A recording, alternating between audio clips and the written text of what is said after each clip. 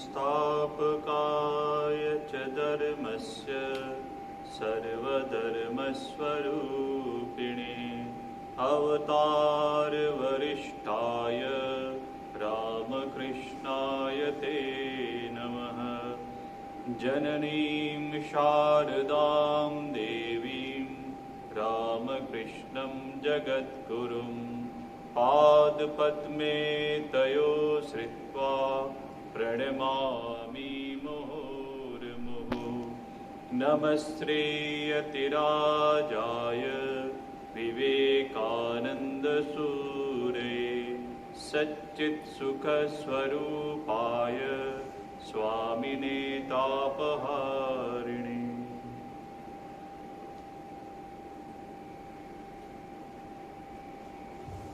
हम लोग चर्चा कर रहे थे भगवान श्री रामकृष्ण देव की दिव्य लीला के विषय।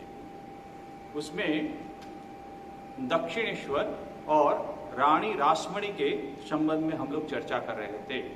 उसमें भगवान श्री रामकृष्ण देव ने क्या कहा था मंदिर प्रतिष्ठा के संबंध में, उसकी चर्चा कर रहे थे। तो श्रीमद स्वामी शारदानंद जी महाराज इस लीला प्रसंग ग्रंथ में क्या लिख रहे हैं जो श्री रामकृष्ण देव से उन्होंने सुना था। तो शारदानंद जी महाराज लिख रहे हैं, वे कहते थे, वे मीन्स भगवान श्री रामकृष्ण, रानी ने दक्षिणेश्वर में जिस स्थान को मनोनीत किया था उसका कुछ भाग एक अंग्रेज का था और बाकी हिस्से में मुसलमानों का कब्रस्तान तथा गाजी साहब नामक पीर का स्थान था। इस स्थान का आकार कछुए की पीठ जैसा था। तंत्रों में पूर्व पुठाकृति स्मशान भूमि को ही शक्ति प्रतिष्ठा तथा साधन के लिए विशेष रूप से श्रेष्ठ कहा गया है। तो कैसी जमीन होनी चाहिए? तो बोले कुर्म माने कछुए की पीठ के जैसा जो जमीन हो, और स्मशान भूमि, ये दो जो जगह है वो शक्ति की उपासना के लिए सर्वश्रेष्ठ कहा गया था। तो ऐसी ही कुछ जमीन श्री गंगा के पूर्व तट की तरफ रानी रासमणी को उपलब्ध हुई थी। अतः देव प्रेरणा से ही मानो रानी ने उस स्थान को चुना था।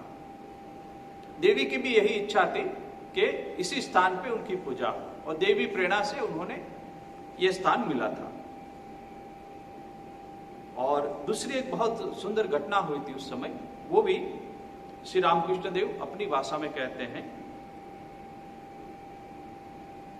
साथ ही शक्ति प्रतिष्ठा के लिए शास्त्र निर्दिष्ट अन्यान्य शुभ दिनों में मंदिर की प्रतिष्ठा न कर स्नान यात्रा के दिन विष्णु पर्व में रानी ने श्री जगदम्बा की प्रतिष्ठा क्यों की, इस संबंध में चर्चा करते हुए श्री रामकृष्ण देव कभी कभी हमसे कहा करते थे,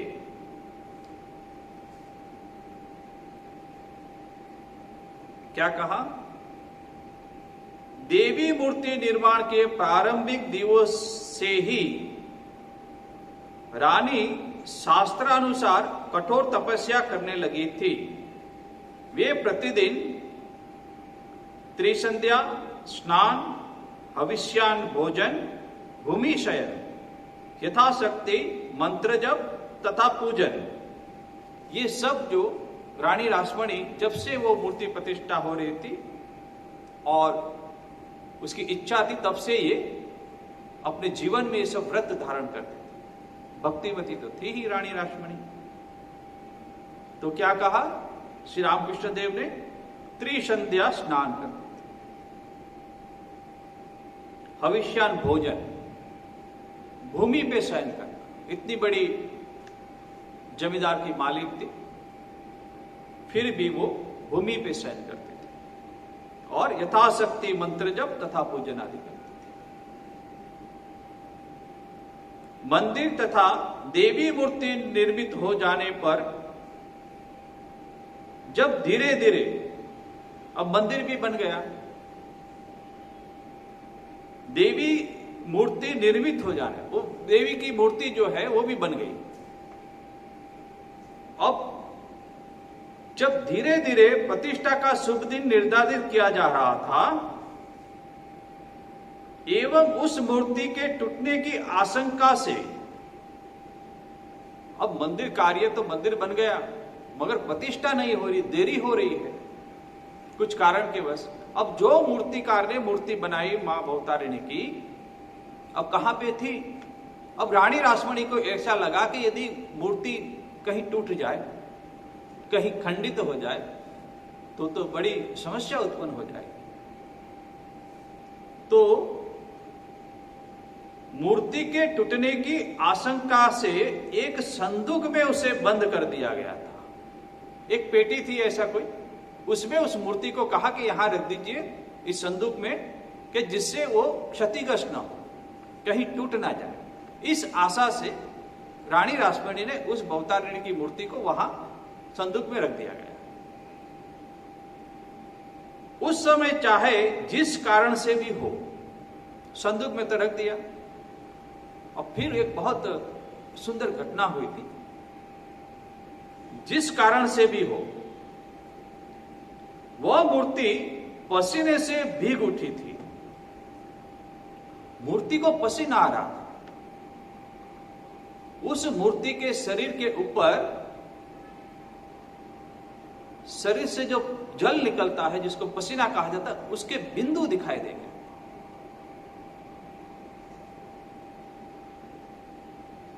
वह मूर्ति पसीने से भीग उठी थी।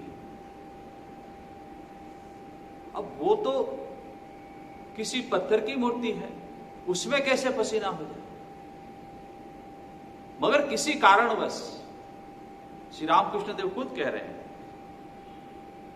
उस समय चाहे जिस कारण से भी हो, वह मूर्ति पसीने से भीग उठी थी। और रानी को स्वप्न आदेश हुआ। और फिर सपनों में भी आदेश हो रहा है। क्या आदेश हुआ? तो मां भवतारिणी खुद स्वप्न में आपके रानी रासमणी को आदेश दे रहे, मुझे और कितने दिन इस प्रकार बंद कर रखना चाहती है? स्वप्न में मां कह रही है रानी रासमणी, देखो फिर से पढ़ता हूं, मुझे और कितने दिन इस प्रकार बंद कर रखना चाहती है? कितने दिन रखोगी मुझे संदूक में? मेरी प्रतिष्ठा करो, मुझे भोग लगाओ, मेरी पूजा करो, कितने दिन रखोगी? और पसीना हो रहा है, मूर्ति को जीवंत हो रही है। मुझको अत्यंत कष्ट हो रहा है। बोले तुमने मेरा निर्माण तो किया, संदूक में रख दिया, पसीना हो रहा है, मुझे भोग नहीं लग रहा है, पूजा नहीं हो रही है, मुझे अत्यंत कष्ट हो रहा है। जितनी जल्दी हो सके मेरी प्रतिष्ठा की व्यवस्था कर। बोले बाकी जो निर्माण कार्य बाकी है वो ठीक है, मगर जल्दी से जल्दी मेरी प्रतिष्ठा कर और पूजा वगैरह भोग की व्यवस्था कर। फिर से मैं पढ़ता हूं, मुझे और कितने दिन इस प्रकार बंद कर रखना चाहती हैं? मुझको अत्यंत कष्ट हो रहा है, जितनी जल्दी हो सके मेरी प्रतिष्ठा की व्यवस्था कर। ये स्वप्न में रानी रासमणी को मां भवतारिणी ने आदेश दिया। इस प्रकार का देव आदेश प्राप्त करने के पश्चात देवी की प्रतिष्ठा के लिए व्यग्र होकर रानी मुहूर्त विचारने लगी। अब सपना आ गया। वैसे तो पहले सपना आया था, काशी जाने वाले थी रानी रासमणी, सपनों में आदेश हुआ कि काशी जाना बंद किया और फिर मंदिर निर्माण करवाया। और फिर मां ने आदेश दिया कि जल्दी से मेरी प्रतिष्ठा करो। तो रानी मुहूर्त विचारने लगी और स्नान यात्रा की पूर्णिमा से पहले कोई शुभ दिन न मिलने के कारण उक्त दिवस उस कार्य को संपन्न करने का उन्होंने निश्चय किया था। बोले स्नान यात्रा जो आ रही है उससे पहले वो तो जल्दी जल्दी करना चाहते थे कि जितना जल्दी शीघ्र से शीघ्र हो मैं मां की प्रतिष्ठा करूं।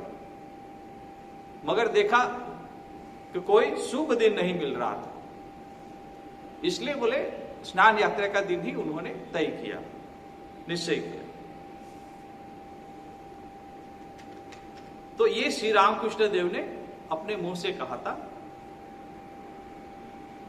अब आते हैं श्री रामकृष्ण देव के भोजन संबंधी कुछ निष्ठा थे अवतार, फिर भी भोजन के संबंध में श्री रामकृष्ण देव की जो निष्ठा थी उसके बारे में क्या कहते हैं। प्रतिष्ठा के दूसरे दिन अग्रज का समाचार लेने तथा प्रतिष्ठा संबंधी जो कार्य अवशिष्ट थे उन्हें देखने के लिए श्री रामकृष्ण देव सहज ही दक्षिणेश्वर आए। कुछ देर तक वहां रहने के पश्चात उन्हें यह अनुभव हुआ कि उस दिन उसके अग्रज के लिए जामापुकुर लौटने की कोई संभावना नहीं है। अग्रज मीन्स राम कुमार जी जिन्होंने जो पाठशाला खोली हुई थी जामापुकुर, तो वहां वो नहीं आ रहे, संभावना नहीं है। इसलिए वहां रहने का अनुरोध होने पर भी अग्रज की बात को न मानकर भोजन के समय वे पुनः जामापुकुर वापस आ गए। दक्षिणेश्वर से वापस जामापुकुर आ गए भोजन के समय, वहां भोजन नहीं लिया दक्षिणेश्वर। तदंतर 5-7 दिन तक श्री रामकृष्ण देव फिर दक्षिणेश्वर नहीं गए। वहां का कार्य समाप्त हो जाने के बाद अग्रज यथा समय जामापुकुर वापस आ जाएंगे यह सोचकर वे वहीं रहे। कहां? जामापुकुर में ही रहे। किंतु 1 सप्ताह व्यतीत हो जाने पर भी राह देखते रहे कि रामकुमार जी आएंगे, रामकुमार जी आएंगे। 1 सप्ताह बीत गया, फिर भी रामकुमार जी जामापुकुर लौट के नहीं आए। कहां से? दक्षिणेश्वर से। 1 सप्ताह व्यतीत हो जाने पर भी जब रामकुमार जी वापस नहीं आए तब श्री रामकृष्ण देव के मन में नाना प्रकार की चिंताएं होने लगी तथा अग्रज का कुशल समाचार लाने के लिए वे पुनः दक्षिणेश्वर पहुंचे। फिर दक्षिणेश्वर गए। ये क्या हुआ पता तो लगाते हैं कि रामकुमार जी क्यों नहीं आ रहे। वहां जाकर उन्होंने सुना कि रानी के विशेष अनुरोध के, रानी ने विशेष अनुरोध किया था। किसको? रामकुमार। किस लिए? सदा के लिए रामकुमार जी ने श्री जगदम्बा के पुजारी पद को ग्रहण करने का निश्चय किया है। रानी रासमणी ने जैसे कहा तो सदा के लिए रामकुमार जी बहुतारिणी जगदम्बा का पुजारी पद ग्रहण करने के लिए निश्चय कर लिया। किसने? रामकुमार जी। यह सुनते ही उनके मन में, उनके भी श्री रामकृष्ण देव के मन में विभिन्न बातें उदित हुई और वे अपने पिताजी के अशुद्र याजन तथा अप्रतिग्रह की याद दिलाकर उनको उस कार्य से निवृत्त करने का प्रयास करने लगे। क्योंकि रानी रासमणी कैवर्त्य में जन्म हुआ था, तो वहां मंदिर में पूजा नहीं करना वो श्री रामकृष्ण देव कह रहे हैं कि वो समझा रहे हैं अशुद्र याजन तथा अप्रतिग्रह की याद दिलाकर। सुना जाता है कि रामकुमार जी ने श्री रामकृष्ण देव को, अब रामकुमार जी भी उसको समझा रहे हैं। कैसे समझा रहे हैं? तो शास्त्र तथा युक्तियों द्वारा विभिन्न प्रकार से समझाने की चेष्टा की, किंतु यह देखकर कि कोई भी बात उनके हृदय को स्पर्श नहीं कर रही है। किसको? श्री रामकृष्ण। जितना भी शास्त्र समझाया सब समझाया, मगर श्री रामकृष्ण देव मानने वाले नहीं हैं। अंत में उन्होंने धर्मपत्र अनुष्ठान रूप सरल उपाय का अवलंबन किया। अब ये धर्मपत्र क्या है? कि कोई भी निर्णय मनुष्य अपनी बुद्धि के द्वारा नहीं ले पा रहा है अक्षमता के कारण, तो धर्मपत्र के द्वारा वो भगवान की इच्छा समझ के वो करते हैं। तो ये क्या है धर्मपत्र? गांवों में यह प्रथा प्रचलित है कि युक्ति, तर्क आदि के द्वारा जब किसी विषय की मीमांसा की संभावना दिखाई नहीं देती है, कुछ भी एक समस्या आई उसका निर्णय नहीं कर पा रहे, उसकी मीमांसा नहीं कर पा रहे, कितनी भी तर्क कीजिए, युक्ति कीजिए, फिर भी मनुष्य अशक्ति फील करता है, अक्षम्य फील करता है, तब लोग देव पर निर्भर हो इस विषय में देवता का क्या अभिमत है। बोले हम थक गए, अब हम निर्णय नहीं ले, बहुत तर्क किया, बहुत बुद्धि लगे, अब भगवान की क्या इच्छा है, उस हिसाब से हम ये निर्णय करेंगे और इस हिसाब से हम काम करेंगे। और उसका क्या अभिमत है भगवान का, यह जानने के लिए धर्म पत्र का अनुष्ठान करते हैं एवं उसके द्वारा देवता की इच्छा को जानकर उस विषय में फिर और कोई युक्ति तर्क न करते हुए, कि जैसे ही धर्म पत्र में जो डिसीजन आया, जो निर्णय आया, वो बस देवता का, भगवान की इच्छा है ऐसा समझ के उसी निर्णय को मान्य रख के फिर कार्य किया जाता है। कोई युक्ति तर्क नहीं करना है, फिर न करते हुए तदनुसार कार्य करते हैं। धर्म पत्र का अनुष्ठान कैसे करते हैं वो फिर लिखते हैं। तो कुछ कागजों के टुकड़ों, कुछ कागज के कुछ टुकड़े हैं, उसके ऊपर अथवा बिल्व पत्र, उसके ऊपर हां या ना, एक कागज के टुकड़े के ऊपर हां लिखते थे या बिल्व पत्र के ऊपर हां लिखते थे या ना लिखते थे। फिर हां या ना लिखकर एक छोटे के लोटे के अंदर उनको रखकर उनमें से एक को निकालने के लिए अब एक लोटा लेते हैं, हां या ना लिख दिया और उसमें एक लोटा में वो दो डाल दिया। फिर उनको रखकर उनमें से एक को निकालना है। तो कौन निकालेगा? बोले कोई बुद्धिमान व्यक्ति नहीं, निकालने के लिए किसी बालक से कहा जाता है जो निर्दोष है, उसको कुछ पता ही नहीं। वो आएगा, लोटे में हाथ डालेगा और उसमें से एक कागज उठाएगा, चिट्ठी, और उस बालक के द्वारा हां लिखा हुआ कागज निकालने पर यदि कोई भी हां या ना निकला, कोई भी एक जब निकलेगा उस बालक के द्वारा निकालने पर अनुष्ठाता यह समझता है कि देवता उस कार्य को करने के लिए आदेश दे रहे हैं। अब खुद की बुद्धि तो काम नहीं लगी, तो भगवान जैसे आदेश देते हैं तो उस कागज में से जो निकलेगा हां या ना, उसी को स्वीकार्य करके, और सबको स्वीकार्य है वो देवता का आदेश दे रहे हैं, ऐसा समझ के उसको स्वीकार किया जाए। और उसके विपरीत होने पर यह जाना जाता है कि देवता का अभिप्राय कुछ दूसरा ही है। हां निकला तो बहुत अच्छा, देवता का संबंध। यदि ना निकला तो भी कहते हैं कि देवता का कुछ दूसरा ही अभिप्राय है, देवता ये नहीं चाहते हैं कि ये कार्य हो। तो दोनों स्वीकार्य है, हां और ना, और वो देवता की इच्छा पर निर्भर होकर मानना पड़ता है। धर्मपत्र के अनुष्ठान द्वारा कभी कभी जमीन जायदादों का बंटवारा भी किया जाता है। अब ये तो ये बात हुई, मगर किसी पिताजी के 4 पुत्र हैं और चारों पुत्र में ये जमीन जायदाद किसके कितने नाम, कितनी जमीन आएगी और जायदाद आएगी, उसका निर्णय नहीं कर पा रहे वडील लोग। तो क्या करते हैं, ऐसे धर्मपत्र के ऊपर किसी किसी प्रॉपर्टी का जो है जमीन जायदाद का नाम लिखते हैं, कितनी जमीन इनके डालते, कितनी जमीन इसके नाम, और फिर उसी लोटे में डालते हैं और फिर किसी एक बालक को बुलाते हैं, और बालक जब उस कागज के टुकड़े को निकालेगा और उसमें जिसके नाम में जितनी जमीन आई वो उसको स्वीकार्य है, वो स्वीकार करना ही पड़ेगा, क्योंकि वो भगवान का मत है, भगवान की इच्छा है। तो ऐसे करके पहले जमाने में जमीन जायदादों का बंटवारा भी किया जाता था। तो ऐसा ही ये राम कुमार जी ने किया कि अब मैं निर्णय नहीं ले पा रहा, अब बस धर्मपत्र का सहारा लेना है। तो क्या हुआ था उसमें, कौन सा निर्णय आया था? ऐसा सुनने में आता है कि धर्मपत्र में यह लिखा हुआ था और ऐसा निकला हुआ, क्या लिखा था, राम कुमार ने पूजक के पद को स्वीकार कर, ऐसा लिखा हुआ था। राम कुमार ने पूजक के पद को स्वीकार कर कोई निंदित कर्म नहीं किया है।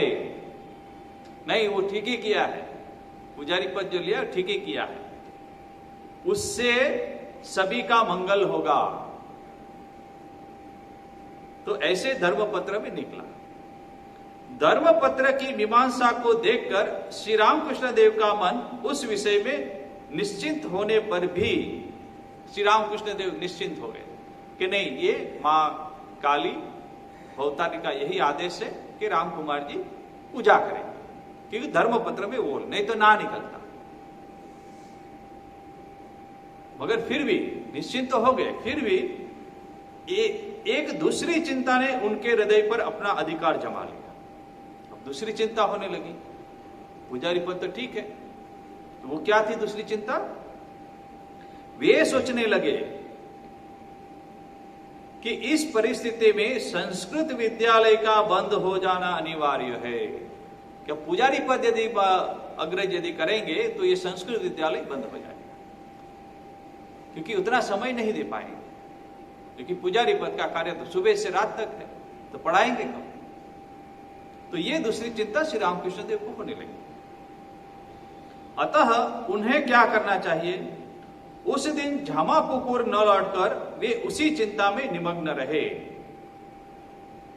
दक्षिणेश्वर में रहे और उसी चिंता में रहे कि क्या किया जाए। तथा राम कुमार जी के बहन पर कहने पर भी देव मंदिर में प्रसाद ग्रहण करने को सम्मत नहीं हुए।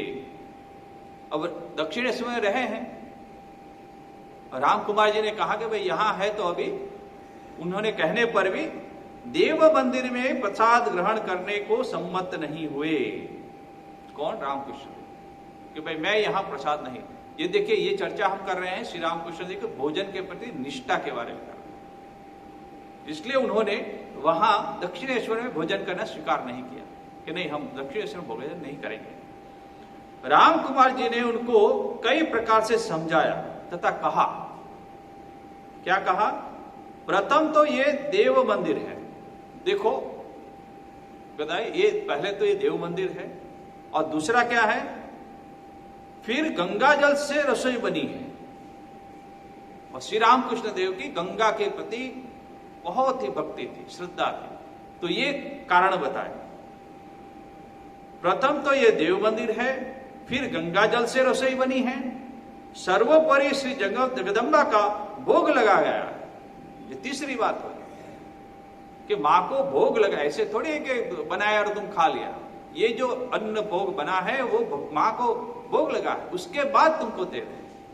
अतः उस प्रसाद को ग्रहण करने से कोई दोष नहीं होगा।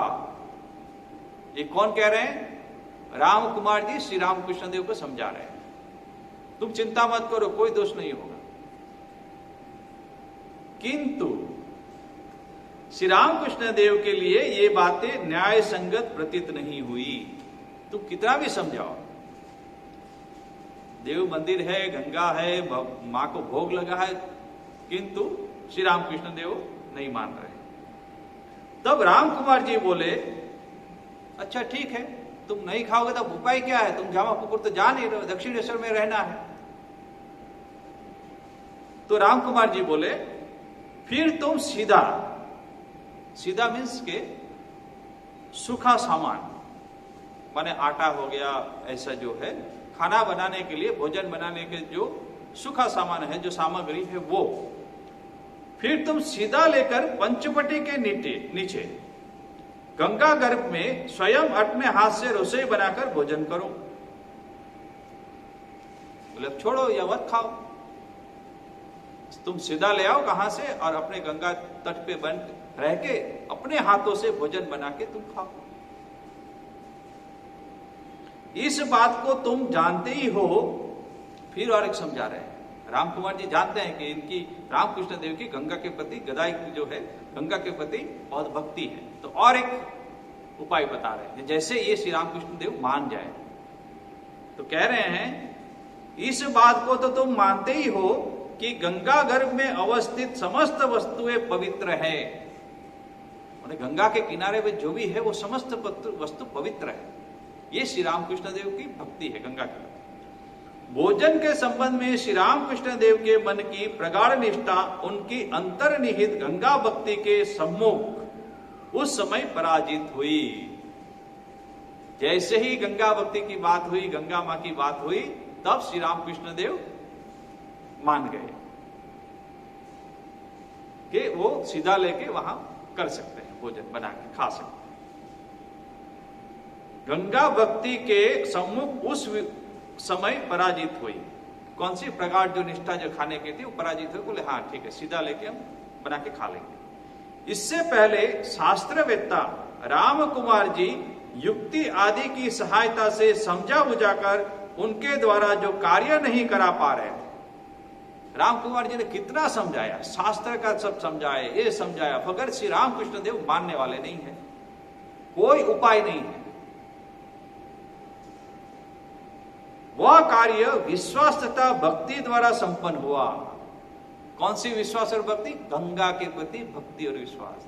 श्री रामकृष्ण देव की गंगा माँ के प्रति जो भक्ति थी, उसके विश्वास के द्वारा फिर श्री रामकृष्ण देव मान गए कि ठीक है मैं सीधा करके लाके बना के खाऊंगा, क्योंकि माँ का, गंगा माँ का नाम लिया। श्री रामकृष्ण देव इस बात पर राजी हो गए और इस प्रकार से भोजन कर दक्षिणेश्वर में रहने लगे। अब गंगा भक्ति के बारे में श्री रामकृष्ण देव क्या कहते हैं? वास्तव में हमने श्री रामकृष्ण देव को जीवन भर, देखिए जीवन भर गंगा जी के प्रति विशेष भक्ति करते हुए देखा है। तो श्री रामकृष्ण देव क्या कहते हैं? जो भी आते थे उसको कहते थे, वे कहते थे नित्य शुद्ध ब्रह्म ही जीव को पवित्र करने के लिए, देखिए नित्य शुद्ध जो ब्रह्म है वो ही जीव को पवित्र करने के लिए, जीव कौन है? हम जैसे मनुष्य है, कीट पतंग सभी जीव है। नित्य शुद्ध ब्रह्म ही जीव को पवित्र करने के लिए वारी रूपी, वारी मीन्स पानी, जल, बोले जल रूप में गंगा जी का आकार धारण कर विराजमान है। कि कितनी बड़ी बात कहती श्री राम। जो ब्रह्म है, नित्य शुद्ध ब्रह्म है, वो ही जीव को पवित्र करने के लिए वारी रूप में गंगा जी का आकार धारण कर विराजमान है। इसलिए गंगा जी साक्षात ब्रह्मवारी है। गंगा जी साक्षात ब्रह्म जो है वो है ब्रह्मवारी। ये श्री रामकृष्ण देव कहते थे। गंगा तट पर निवास करने से अंतःकरण देवतुल्य हो जाता है।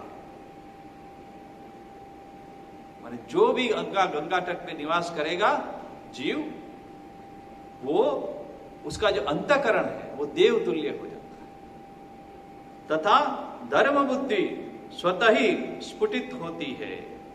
और उस मनुष्य में, उस जीव में धर्म बुद्धि हो जाती है, क्योंकि गंगा का जहां तट है, जो रहते हैं, ये श्री रामकृष्ण देव का मत है। गंगा जी के पवित्र जल कर्ण परिपूर्ण वायु, देखिए गंगा जी के पवित्र जल कर्ण पवित्र वायु, माने जो वायु बह रही है उसमें हवा से जो गंगा का जो जल है उसका जो कण है, जल कण परिपूर्ण वायु, वायु में जो गंगा जी का जो जल है उसके दोनों तट पर, अब गंगा जो दोनों पूर्व और पश्चिम, उत्तर दक्षिण जहां भी हो, वो दोनों तट पर जहां तक प्रवाहित होती है, माने गंगा गौमुख से गंगोत्री, गंगोत्री से गंगा सागर तक जहां तक वो प्रवाहित हो रही है, वहां तक की भूमि पवित्र हो जाती है। क्यों? वो हवा में जो जल कर्ण है गंगा जी का, उसके कारण दोनों तट पे जो जमीन है वो पवित्र हो जाती है, क्योंकि गंगा ब्रह्मवारी है। और उस भूमि पर निवास करने वालों के जीवन में, अब दोनों साइड तो कहीं तो मनुष्य रह रहे हैं, जीव रह रहे हैं, तो उसके जीवन में क्या फर्क होता है? सदाचार, ईश्वर भक्ति, निष्ठा, दान तथा तपस्या की भावना।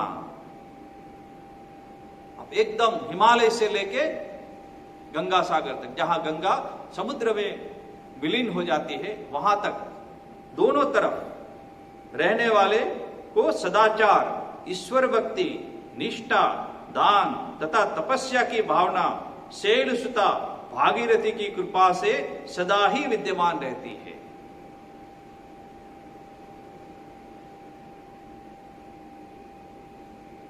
बहुत देर तक विषय वार्ता की आलोचना। अब कभी कभी श्री रामकृष्ण देव के पास मिलने के लिए आते थे, उनके सदुपदेश सुनने के लिए आते थे, उसमें कोई कोई विषय वार्ता भी करते थे। तो उस समय श्री रामकृष्ण देव क्या कहते थे? बहुत देर तक विषय वार्ता की आलोचना तथा विषयी लोगों के साथ रहकर जब कोई उनके समीप आता था, माने बाहर किसी से वार्तालाप करते आए और फिर श्री रामकृष्ण देव से समीप आता था, तब श्री रामकृष्ण देव थोड़ा सा गंगाजल पान करने के लिए उससे कहते थे। माने इतने श्री रामकृष्ण देव पवित्र थे कि वो वहां से बाहर से जो व्यक्ति आ रहा है वो विषय की चर्चा कर रहा है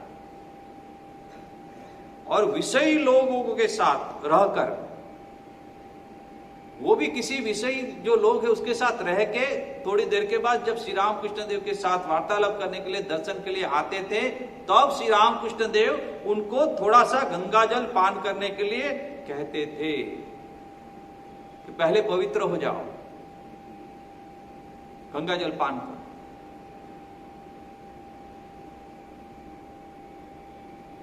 हम लोग भी जहां भी कहीं मंदिर के गर्भगृह में जब जाते हैं श्री रामकृष्ण देव को अर्घ्य अर्पित करने के लिए या कुछ भी कार्य करने के लिए, तो भले ही हम लोग ने स्नान किया हो, पवित्र हो, सब कुछ अच्छे कपड़े धोए हुए पहने, फिर भी गंगा जल की कुछ बूंदे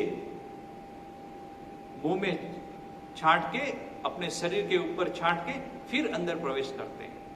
ये गंगा जल की एक बूंद भी शरीर पे गिरी कपड़े के ऊपर तो हम पवित्र हो जाते हैं। तो उस पवित्र भावना के द्वारा हम लोग गर्भगृह में प्रवेश करते हैं। और कुछ भी शुभ कार्य हो, कहीं भी पूजा के साधन सामग्री को स्पर्श करना हो, तो सबसे पहले गंगा जल हाथ में लेके उसके हस्त प्रक्षालन करके उसके बाद पूजा आरंभ की जाती है। पुष्पांजलि के समय भी पुष्प हाथ में लेने से पहले गंगा जल के कुछ छींटे हाथ पे और अपने मस्तक के ऊपर धारण करने के बाद हम पुष्प हाथ में लेते हैं। फिर उस पुष्प को देवी देवता के श्री चरणों में अर्पित किया जाता है, पुष्पांजलि। तो ये गंगा जल है, मनुष्य को पवित्र करने वाला जल। तो श्री रामकृष्ण देव उनको कहते हैं कि तुम गंगा जल पान करके बैठो। ईश्वर विमुख विषयासक्त मानव उस पुनीत आश्रम की किसी जगह बैठ विषय चिंतन के द्वारा, अच्छा ईश्वर विमुख है वो, ईश्वर में तो उसका मन नहीं, विषयासक्त है, विषय की चर्चा करता है। ऐसा कोई मानव पुनीत आश्रम की किसी जगह बैठ, कहीं भी आश्रम में पुनीत जगह है, अच्छी पवित्र जगह है, वहां बैठकर विषय चिंतन के द्वारा यदि उस स्थल को कुलुषित कर देता है। देखिए कि विषय चिंतन करते हैं तो वो स्थल है श्री रामकृष्ण देव है कि कुलुषित हो गया, अपवित्र हो गया। और पवित्र आश्रम में जाके तुम ये सब चर्चा करते हो तो वो जमीन जो है, वो भूमि जो है अपवित्र हो गई, तो कुलुषित कर देता था। तब वे वहां पर गंगा जल छिड़क देते थे। श्री रामकृष्ण देव वहां पर गंगा जल छिड़क देते कि भाई इस स्थान को पवित्र करो। गंगा जल में किसी को शौचादि करते हुए देखकर उन्हें विशेष कष्ट अनुभव होता था। कभी दक्षिणेश्वर में खड़े हैं तो देखा कि कोई शौचादि कर रहा था, श्री रामकृष्ण देव को विशेष कष्ट होता कि गंगा ब्रह्मवारी है और उसमें तुम ये कार्य कर रहे हो, तो उनको विशेष कष्ट होता था। अब श्री रामकृष्ण देव के भोजन संबंधी जो निष्ठा है उसके बारे में भी बहुत सुंदर बात कहते हैं शारदानंद जी महाराज। श्री रामकृष्ण देव की भोजन संबंधी पूर्वोक्त निष्ठा की बात को सुनकर कोई संभवतः यह कहेंगे कि इस प्रकार की अनुदारता हम जैसे मानवों में ही साधारणतया दिखाई देती है। कि तो अवतार थे, और साधारण मानव में कहते भाई मैं ये नहीं भोजन करूंगा, मैं यहां नहीं करूंगा, ये पवित्र है या अपवित्र है, ये है, तो सामान्य मानव में होता है। ये तो अवतार थे, भगवान थे। तो बोले श्री रामकृष्ण देव के जीवन में उसका उल्लेख करने का तात्पर्य क्या यह है कि इस प्रकार अनुदार बने बिना आध्यात्मिक जीवन में चरम उन्नत होना असंभव है। इसके उत्तर में हमें यह कहना है कि अनुदारता तथा आत्यंतिक निष्ठा ये दोनों एक वस्तु नहीं है। निष्ठा और अनुदारता जो है वो एक नहीं है।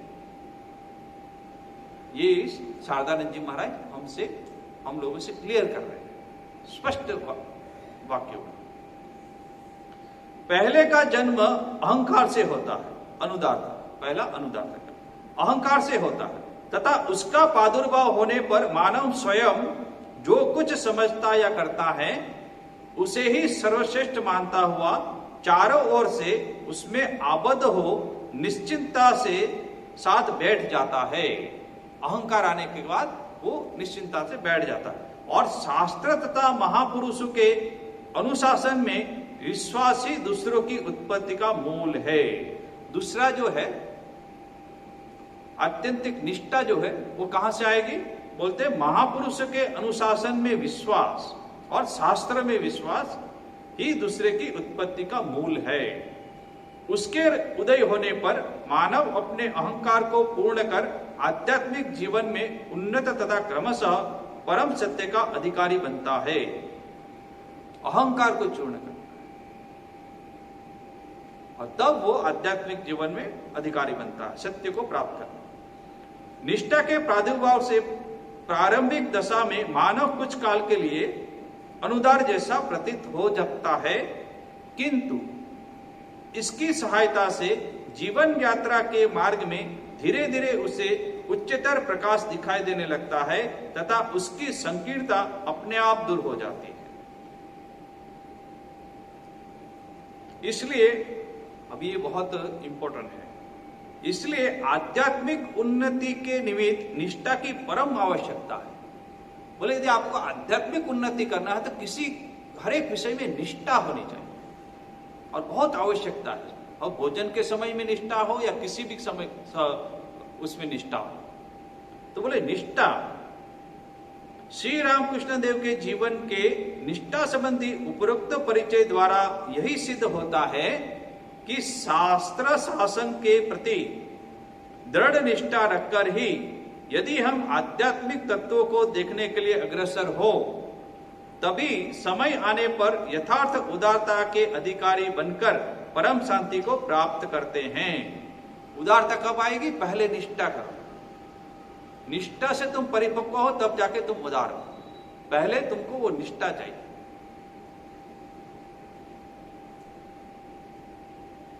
तभी समय आने पर यथार्थ उदारता के अधिकारी परम बनकर परम शांति को प्राप्त कर सकते हो, अन्यथा नहीं। सीधा कह दिया, अन्यथा नहीं, भले ही तुम चाहे कितने ही तर्क करो। जैसा कि श्री रामकृष्ण देव कहते थे, कांटे से ही कांटे को निकालना होगा।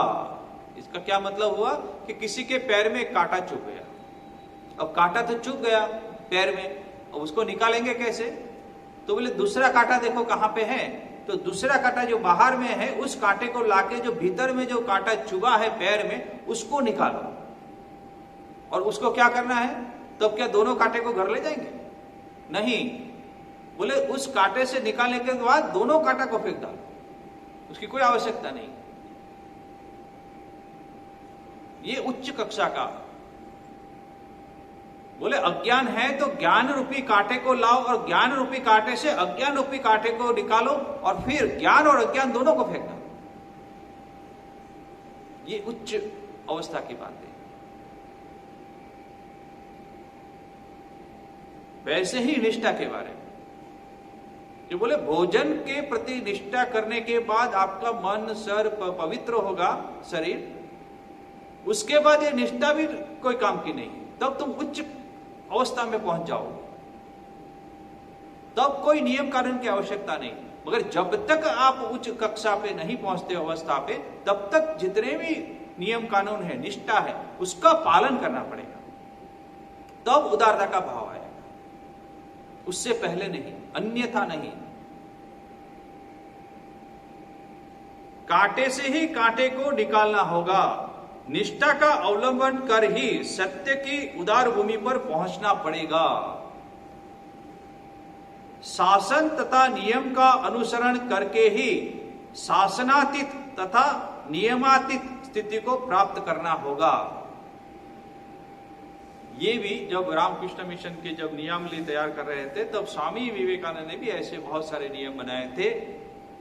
तब उन्होंने यही बात कही कि जितने भी नियम बनाए जाते हैं वो बोले नियमित, नियम से अतीत, नियमातीत बनने के लिए है ये, मगर शुरू में नियम का पालन करना आवश्यक है। और इस नियम शासन तथा नियम का अनुसरण करके ही शासनातीत तथा नियमातीत स्थिति को प्राप्त करना होगा। इसलिए प्रारंभिक अवस्था में ये निष्ठा जो है, किसी भी प्रकार की निष्ठा, वो अत्यंत आवश्यक है। यौवन के प्रारंभ में श्री रामकृष्ण देव के जीवन में इस प्रकार की असंपूर्णता को देखकर कोई संभवतः यह कहें कि उन्हें ईश्वर अवतार कहने का तात्पर्य क्या है, उनको मनुष्य कहने में क्या हानि है। बोले ये तो निष्ठा है, यहां नहीं खा रहे हैं, वो नहीं खा रहे, ये सब पालन कर रहे हैं, तो फिर अवतार क्या हो, वो तो मनुष्य है, तो उसमें हानि क्या है उसको मनुष्य कहने में। अब शारदानंद जी महाराज कह रहे हैं, और यदि उन्हें ईश्वर बनाना ही है और ध्येय हो तो उनकी उन असंपूर्णताओं को छिपाकर वर्ण करना ही श्रेयस्कर है। यदि इसको ईश्वर ही बनाए तो फिर ये सब बातें मत कहिए। अन्यथा सहज में उक्त उद्देश्य की सिद्धि नहीं हो सकती, नहीं तो उसको ईश्वर आप स्वीकार नहीं करेंगे। इस संबंध में हमारा कहना है कि, हमारा मीन्स के सावधान जमात कह रहे हैं, इस संबंध में हमारा कहना यह है कि भाई एक समय ऐसा था जब हम भी मानव विग्रह धारण कर ईश्वर के अवतीर्ण होने की बात पर स्वप्न में भी विश्वास नहीं करते थे। अरे भाई, बोले मानव विग्रह धारण करके कभी ईश्वर अभी आएंगे, ऐसे सपनों में भी हम नहीं सोचते थे, विश्वास नहीं करते। किंतु जिस समय उनकी अहेतुकी कृपा से उन्होंने हमें यह समझा दिया कि ऐसा होना असंभव नहीं है, ठाकुर के साथ रह के उन्होंने कृपा करके हमको समझा दिया कि ऐसा होना असंभव नहीं है, तब हमको यह विदित हुआ कि मानव देह धारण करने पर उस देव की असंपूर्णताओं की तरह मानव मन की त्रुटियों को भी यथावत स्वीकार करना पड़ता है। बोले अवतार धारण करने के बाद भी जो मानव शरीर धारण किया है, मानव मन मिल रहा है, तो वो असंपूर्णताओं को भी स्वीकार करना पड़ेगा। श्री रामकृष्ण देव कहते थे, उस संबंध में श्री रामकृष्ण देव क्या कहते थे? कहते थे सुवर्ण आदि धातु में तांबा आदि मिलाए बिना, माने एकदम जो सुवर्ण है जिसको प्योर गोल्ड कहते हैं, शुद्ध सुवर्ण सोना, उसमें यदि तांबा आदि मिलाए बिना जिस प्रकार अलंकार का निर्माण संभव नहीं है, यदि आप कोई गहना बनाना चाहे तो शुद्ध सोना से गहना नहीं बनता है, उसमें कुछ न कुछ मिलाएंगे तभी वो गहना का रूप लेगा, नहीं तो वो आकार धारण नहीं करेगा, उसका जो रूप है, उसकी जो सुंदरता है वो नहीं दिखेगी, इसलिए कुछ मिलावट करनी पड़ती है उसमें। अलंकार का निर्माण संभव नहीं है। उसी प्रकार विशुद्ध सत्व गुण के साथ, विशुद्ध सत्व गुण है, उसके साथ रजोगुण तथा तमोगुण के कुछ न कुछ मिश्रित न होने पर, बोले दोनों रजोगुण तमोगुण दोनों मिश्रित होंगे तब जाके क्या होगा, होने पर देह मन का गठन होना भी असंभव है। यदि वो न हो, मिश्रित न हो, तो देह मन का गठन होना भी असंभव है। तो सत्वगुण में रजोगुण तमोगुण का मिश्रण करेंगे तब, कुछ ना कुछ मिश्रित न होने पर देह मन का गठन होना भी असंभव है। इसलिए हर एक मनुष्य में ये तीनों गुण जो है, सत्वगुण, रजोगुण, तमोगुण मिश्रित देते हैं, तभी मनुष्य बनते हैं।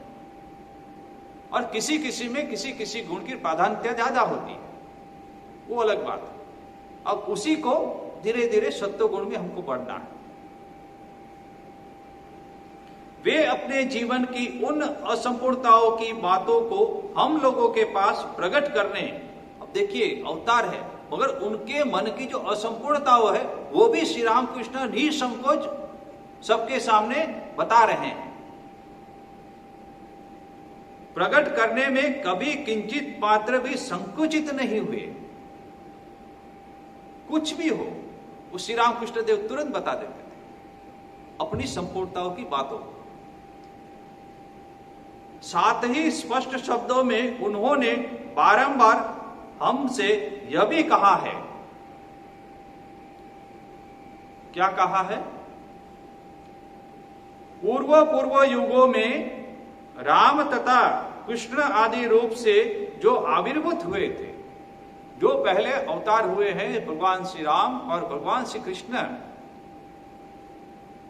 जो आविर्भूत हुए थे पूर्व युगों में, इस समय अपने शरीर को दिखाकर, माने इस शरीर इस समय ऐसा दिखा के, इस समय इस आवरण के अंदर उनका ही आगमन हुआ है। माने जो राम थे, जो कृष्ण थे, वो ही इसमें उनका ही आगमन हुआ है। इस आवरण के अंदर, आवरण मीन्स कि ये शरीर जो है वो आवरण है, उसके अंदर जो है, जो तत्व है, वो जो पहले जो श्री राम थे, श्री कृष्ण थे, वो ही उनका ही आगमन हुआ है। किंतु इस बार गुप्त रूप से आगमन हुआ है, कोई पहचान नहीं पाएगा, गुप्त रूप से। जब वो थे तब वो कह रहे हैं, अभी तो हम लोग सब जानते हैं कि वो भगवान है, मगर उस समय गुप्त रूप से दक्षिणेश्वर में साधना की और रहे। अगल बगल वाले को भी पता नहीं लगा कि ये अवतार, कुछ चंद व्यक्ति को पता लगा कि ये ईश्वर है, और बाकी को नहीं, गुप्त रूप से रह रहे। तो कैसे? फिर कहते हैं कैसे? तो बोले राजा जैसे वेश बदलकर शहर देखने के लिए निकलते हैं, ठीक उसी प्रकार समझना चाहिए। बोले राजा को भी तो इच्छा हुई कि भाई मेरे राज्य में कैसे चल रहा है, सब ठीक चल रहा है। तो यदि राजा अपने ही वेश में यदि भ्रमण करेंगे तो लोग की अवस्था जो है, परिस्थिति पता नहीं लग पाएगी, क्योंकि राजा आ रहे हैं, सब लोग ठीक हो जाएंगे। तो राजा अपना वेश बदल करके रात्रि में या दिन में कहीं भी वो भ्रमण करते हैं। बोले ठीक उसी तरह, बोले अभी जो ये अवतार हैं, धारण हुए हैं, बोले ठीक वैसे ही कि वेश बदल के गुप्त रूप से। अतः श्री रामकृष्ण देव के संबंध में हमें जो कुछ विदित है, ये भी बहुत इंपॉर्टेंट बात है।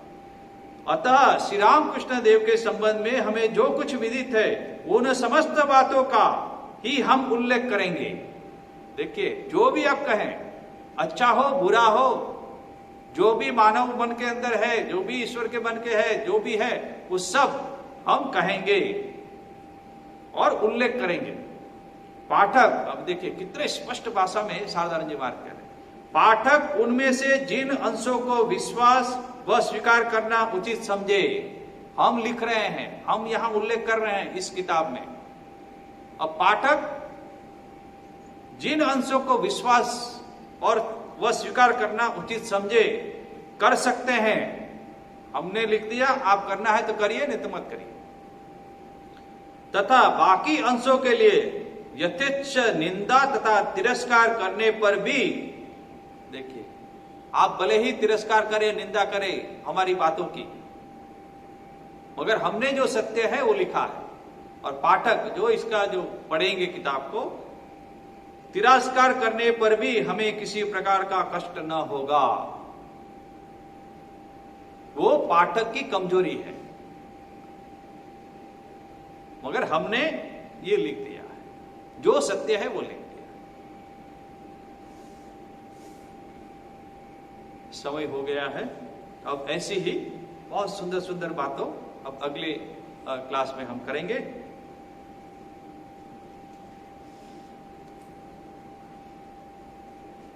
ओम शांति शांति शांति। हरि ओम तत्सत्। श्री राम कृष्णार्पणमस्तु।